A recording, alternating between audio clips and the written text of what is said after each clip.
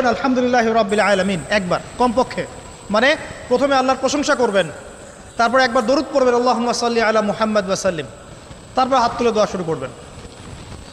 বৃষ্টি পড়ছে, দোয়া শুরু করে দেন, দোয়া কবুল হবে ইনশাআল্লাহ। আজান দিয়েছে, আজান এবং একামতের মাঝখানের সময়টা আছে, এই সময়টা কাজে লাগান, দোয়া কবুল হবে ইনশাআল্লাহ। নামাজে দাঁড়িয়েছেন, সেজদায় গিয়েছেন, সেজদায় দোয়া করেন, দোয়া কবুল হবে ইনশাআল্লাহ। প্রশ্ন করে অনেকে যে ভাই সেজদায় কি বাংলায় দোয়া করা যাবে?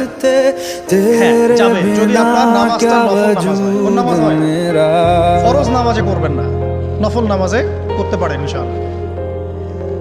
সেজদায় বান্দা আল্লাহর সবচেয়ে কাছাকাছি থাকে, এই সময়ে বেশি বেশি দোয়া করতে রাসূল সাল্লাল্লাহু আলাইহি ওয়াসাল্লাম তাগিদ দিয়েছেন। দোয়া করলে ডাইরেক্ট কবুল হবে ইনশাআল্লাহ। পিতামাতার খেদমত করে দোয়া করেন, এখন তো পিতামাতার খেদমত মানুষ করতে চায় না।